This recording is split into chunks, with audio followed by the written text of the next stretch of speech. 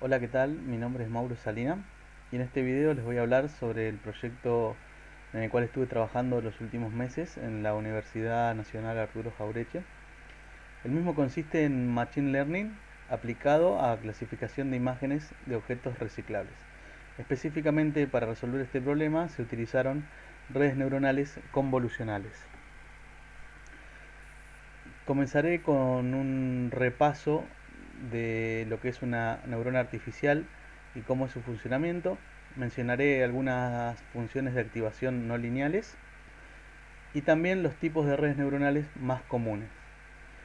Posteriormente detallaré un poco mejor lo que es la preparación de un dataset o set de datos y cómo es el funcionamiento de las redes neuronales convolucionales. También haré una breve introducción a lo que es Transfer Learning o transferencia de aprendizaje.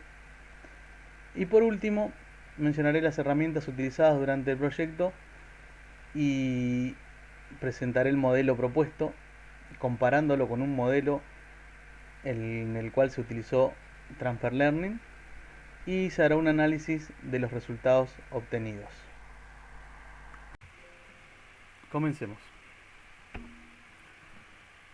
Recordemos que todas las arquitecturas de redes neuronales profundas están compuestas por un elemento esencial que es la neurona artificial.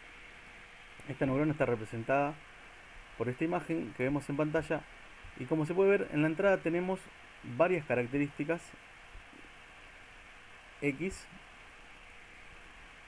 asociadas cada una de ellas a un peso W. Todas estas características y pesos se les aplica una suma ponderada a las cuales se les suma después un bias o sesgo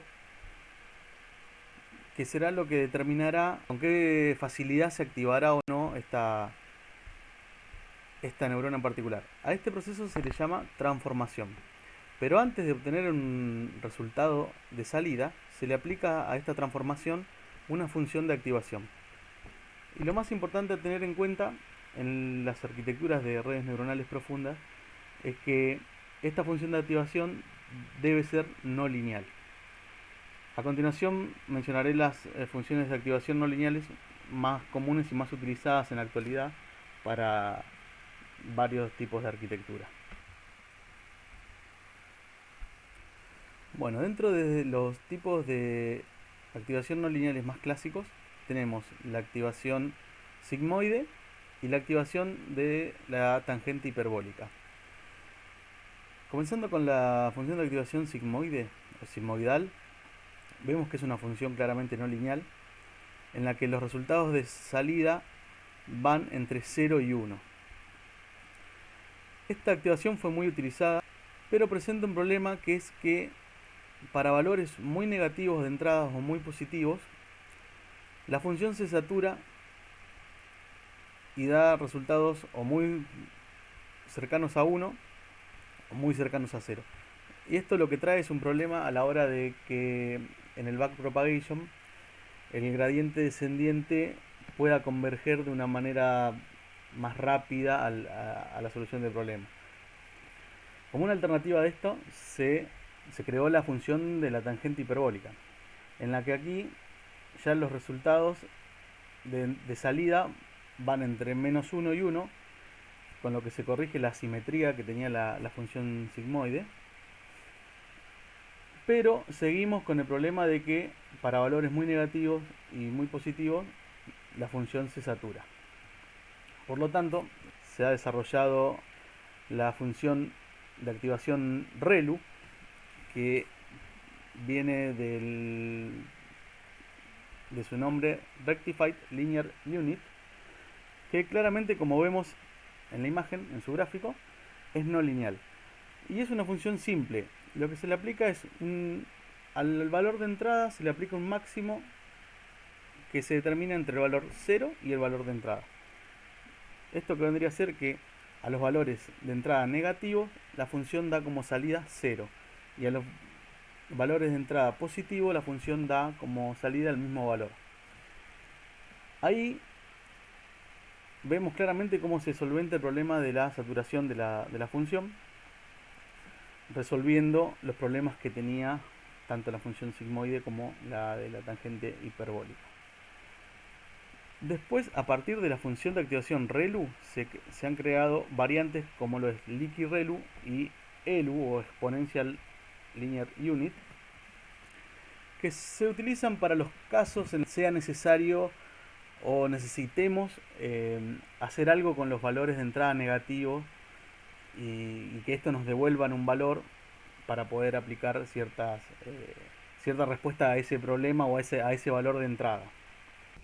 Para la mayoría de los problemas y arquitecturas de Deep Learning utilizaremos una activación ReLU para las capas ocultas, dejando una activación sigmoide o softmax, que explicaremos más adelante, para la activación de la capa de salida en la cual se hará la clasificación.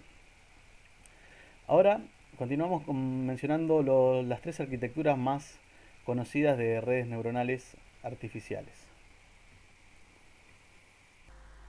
La primera de las arquitecturas es la red neuronal profunda.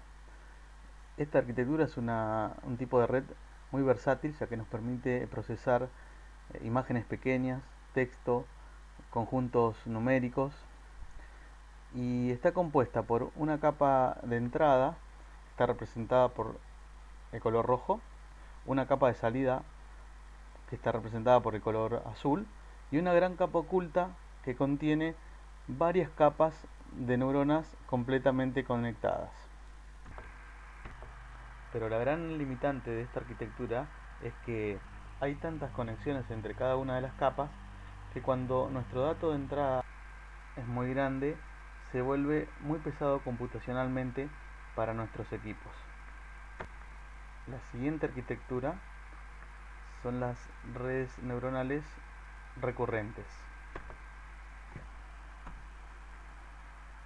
Este tipo de red es utilizado cuando nuestros datos de entrada son secuenciales, como podrían serlo el precio de las acciones de una empresa, en donde el valor de un día está relacionado con el valor que tuvo el día anterior o el anterior o varios de los días anteriores. Al igual que la arquitectura anterior, este tipo de redes cuenta con una capa de entrada, una de salida y una gran capa oculta. Cada una de las capas ocultas son también conocidas como capas recurrentes. Y esto se debe a que cuando cada una de las neuronas de estas capas recibe una entrada, realiza una predicción con la cual alimenta a cada una de las neuronas de la capa siguiente, pero a su vez se retroalimenta con esta predicción a sí misma, dándole noción a nuestra red de lo que fue sucediendo en las iteraciones anteriores. Por último, la arquitectura que veremos es la de las redes neuronales convolucionales. Esta arquitectura fue creada para procesar imágenes. Al igual que las otras arquitecturas, las redes convolucionales cuentan con una capa de entrada en donde se ingresa una imagen, la cual es pasada por una o más capas convolucionales donde se entrenarán distintos filtros que son los encargados de extraer las características principales de esta imagen. Por último, todas estas características serán pasadas por una red neuronal tradicional, la cual será la encargada de hacer la clasificación final. A continuación se detallará un poco mejor el funcionamiento de toda esta arquitectura. Bueno, las redes neuronales convolucionales basan su funcionamiento en el modo en el que el cerebro humano utiliza la corteza visual para ver imágenes y reconocerlas. Este tipo de arquitectura tiene muy buenos resultados en el procesamiento de voz, texto y sobre todo en la clasificación de imágenes o detección de objetos. Requiere un número menor de conexiones entre las capas de neurona y se puede dividir en dos grandes partes: el aprendizaje de características o learning feature, que comprende las operaciones de convolución, activación y pooling, y la etapa de clasificación, que está compuesta por las operaciones de flatten, una capa completamente conectada, y la capa de salida, que es donde se determina la clase a la cual pertenece el objeto en cuestión. Bueno, como bien comenté, el funcionamiento se basa en cómo el cerebro utiliza la corteza visual para ver una imagen. Por lo tanto, esto básicamente es lo siguiente. La imagen entra por los ojos y va pasando por diferentes capas de neuronas, en las cuales las primeras capas son las encargadas de detectar líneas, por ejemplo.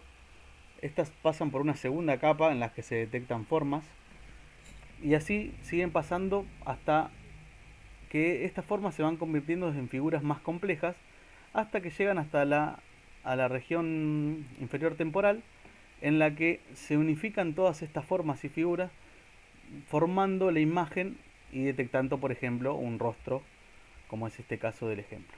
En las redes neuronales convolucionales el funcionamiento es muy parecido.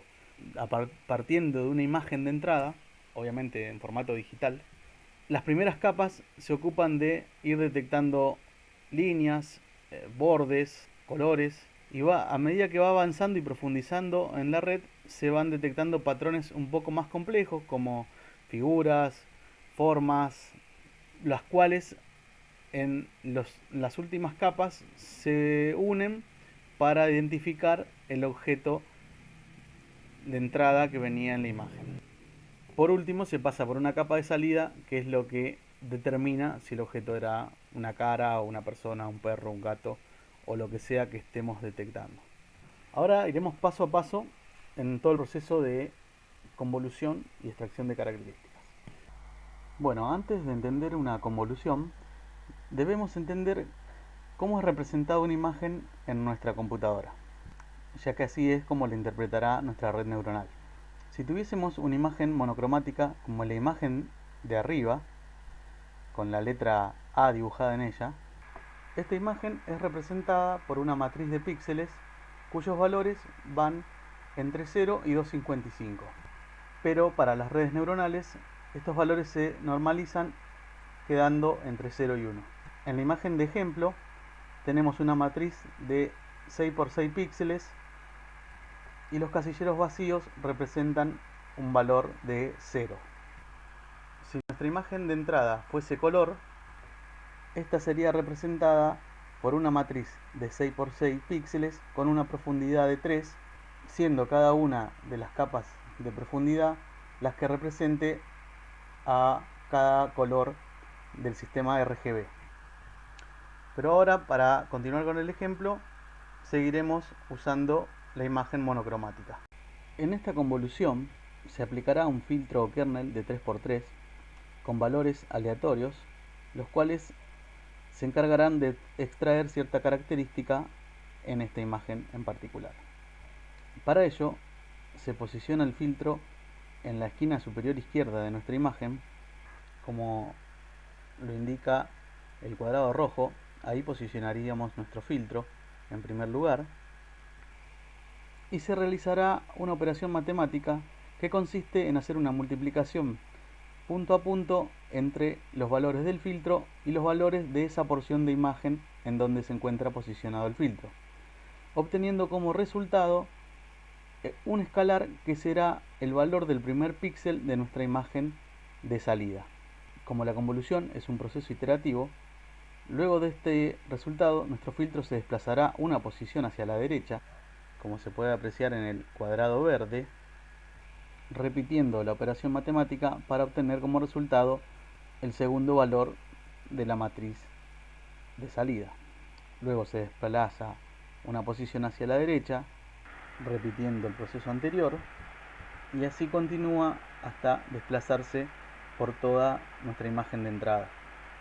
Este ejemplo se verá mejor a continuación en esta imagen, que muestra cómo es el proceso completo de convolución y cómo se va obteniendo una imagen de salida cada vez que nuestro filtro pasa por nuestra imagen de entrada, genera un valor y así va conformando la imagen de salida. Como se puede apreciar, el tamaño de la imagen de salida es menor al tamaño de la imagen de entrada, ya que el tamaño de esta imagen viene dado,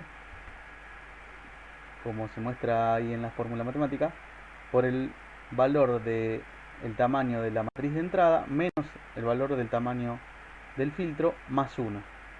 Lo que hay que tener en cuenta acá es que no es la función principal de la convolución disminuir el tamaño de las imágenes. Para ello veremos algunas herramientas a continuación útiles a la hora que se presenten estos casos. La primera de ellas es el padding, que consiste en agregar ceros alrededor de la imagen original para que cuando se pase el filtro sobre ella, la imagen de salida mantenga el tamaño. Esto también nos ayuda a que se puedan extraer características que estén en el borde de la imagen original. La siguiente herramienta es el stride o paso, que es lo que nos indica de cuánto en cuánto se irá desplazando nuestro kernel a través de nuestra imagen de entrada. En el caso del ejemplo anterior, teníamos un stride de 1, ya que nuestro kernel arrancaba en la esquina superior izquierda y se iba desplazando de a uno en uno hasta poder barrer toda la imagen de entrada. Pero hay casos en los que podemos considerar necesario modificar este stride y, por ejemplo, si tuviéramos un stride de 2, sería como el ejemplo de la imagen de abajo, nuestro filtro se iría desplazando de 2 en 2, lo cual reduciría aún más el tamaño de la imagen de salida. Por último, acá tenemos un ejemplo completo en el que en la imagen de arriba tenemos una imagen de 4x4 píxeles, se le aplica un kernel de 3x3 y un stride de 1 con padding 0, lo que da como resultado una imagen de 2x2 píxeles. En el caso de la imagen de abajo es la misma imagen de entrada, pero esta vez se le aplica un padding de 1, un filtro de 2x2 y un stride de 2, y la imagen resultante termina siendo de 3x3 píxeles. Una vez terminada nuestra convolución, debemos aplicarle a esta imagen de salida una función de activación, que en este caso será relu, la cual nos dará una nueva imagen de salida que se conoce como mapa de características. La eficiencia de nuestra red convolucional vendrá dada entonces por la cantidad de filtros que apliquemos en nuestras convoluciones y la optimización que tengan los mismos a lo largo de todas nuestras épocas de entrenamiento. En este nuevo caso que tenemos como ejemplo, tenemos una imagen de entrada de 28 por 28 píxeles a la cual se le aplican 32 filtros de 5 por 5, obteniendo como salida 32 imágenes de 24 por 24 píxeles. A este apilamiento se lo conoce como stacking. La última de las operaciones que se realiza en la etapa de extracción de características es el pooling o agrupamiento. Esta es una operación que permite analizar el contenido de una imagen por bloques de una manera muy similar a lo que sucede cuando se realiza una convolución, con la diferencia que esta operación es la que se encarga de reducir el tamaño de las imágenes a procesar, al mismo tiempo que agrupa las principales características de las mismas. Esto genera una particularidad de las redes convolucionales, que es la invariabilidad espacial. Con invariabilidad espacial nos referimos a que nuestra red será capaz de detectar un objeto en una imagen de entrada sin importar en qué parte de la imagen se ubique el objeto. Para nuestra red será lo mismo que este objeto esté en la parte izquierda, en la derecha, arriba, abajo, en el centro o dada vuelta. Las funciones de pooling más utilizadas son el max pooling y el average pooling.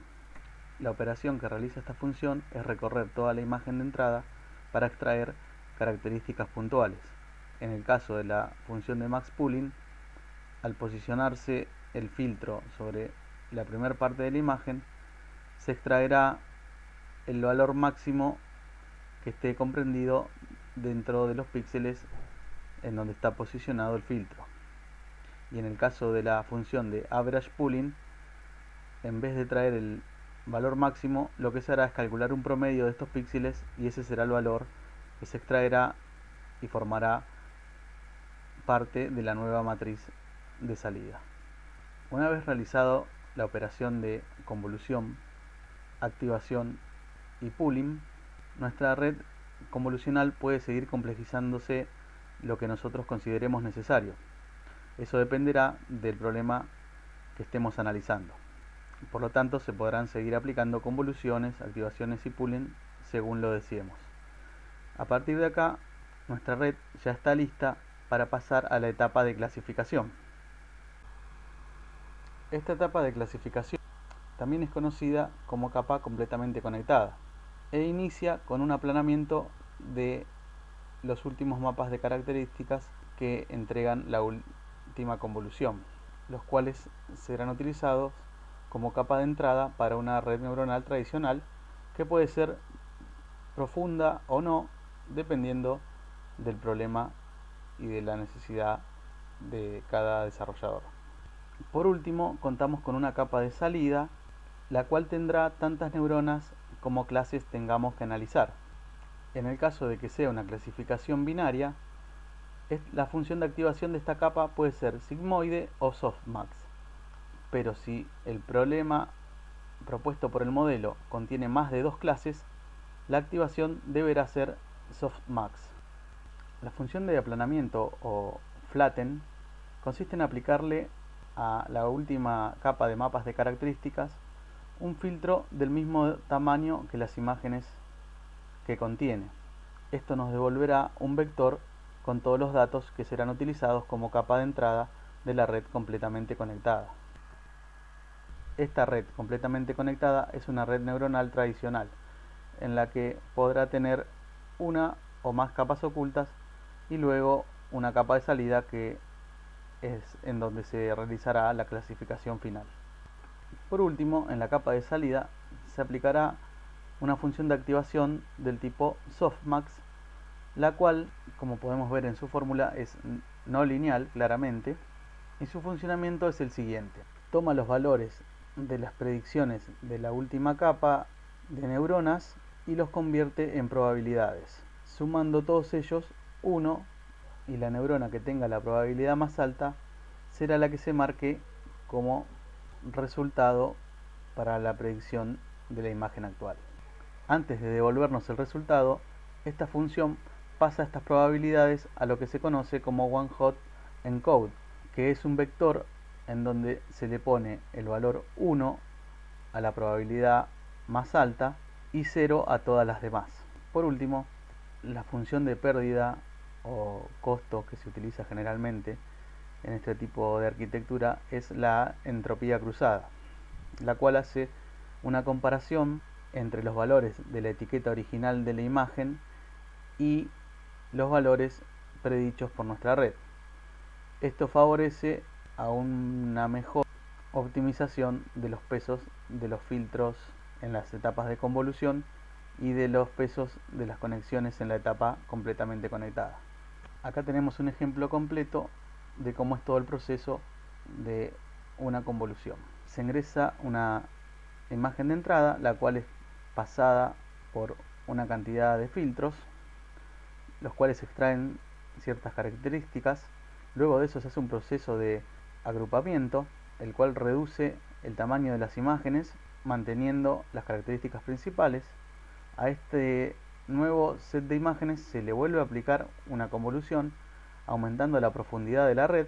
Luego otra vez se hace un agrupamiento para volver a minimizar el tamaño de las imágenes, los cuales finalmente son aplanados y pasados como datos de entrada para la red completamente conectada. En esta red se pasa por distintas capas de neuronas, terminando en una capa de salida que será la encargada de hacer la clasificación final.